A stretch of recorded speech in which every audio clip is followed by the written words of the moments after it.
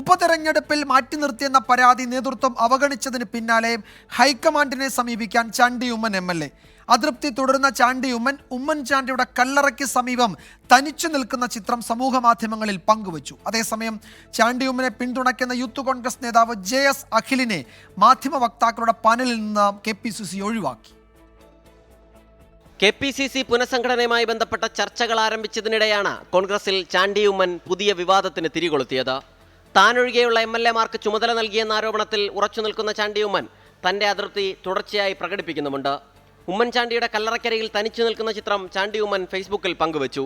ചാണ്ടി ഉമ്മനെ പിന്തുണച്ചതിന്റെ പേരിൽ മാധ്യമ വക്താക്കളുടെ വാട്സാപ്പ് ഗ്രൂപ്പിൽ നിന്ന് യൂത്ത് കോൺഗ്രസ് നേതാവ് JS അഖിലിനെ പുറത്താക്കിയെന്ന ആരോപണം ഉയർന്നതിന് പിന്നാലെയാണിത്. അതൃപ്തി തുടരുന്ന ചാണ്ടി ഉമ്മൻ ഹൈക്കമാൻഡിനെ നേരിട്ട് പരാതി അറിയിച്ചേക്കും. അതേസമയം പുനഃസംഘടനയുമായി ബന്ധപ്പെട്ട ചർച്ചകൾ തൽക്കാലം വേണ്ടെന്നാണ് കോൺഗ്രസ് നേതൃതലത്തിലെ ധാരണ. കേരളത്തിലെ ഔദ്യോഗികമായി ഒരു തരത്തിലുള്ള പുനഃസംഘടനാ ചർച്ചയും ആരംഭിച്ചിട്ടില്ല. പുനഃസംഘടനയുടെ പേരിൽ ആവശ്യമില്ലാതെ വിവാദങ്ങൾ ഉണ്ടാക്കി ഇപ്പോൾ പാർട്ടിക്കുണ്ടായിരുന്ന സൽപ്പേര് കളയാൻ ആരും ശ്രമിക്കരുത് എന്നാണ് എൻ്റെ അഭിപ്രായം. യുവാക്കൾ കോൺഗ്രസിന്റെ നേതൃനിരയിലേക്ക് വരണമെന്ന് K. മുരളീധരൻ. യുവാക്കൾ നേതൃനിരയിലേക്ക് വരണം, അതോടൊപ്പം തന്നെ പഴയ ആളുകളുടെ നേതൃത്വം ഉണ്ടാവണം. രണ്ടും വേണം. യുവാക്കളും വരണം, ആരുടെയും വഴി കൊട്ടി അടക്കരുത്.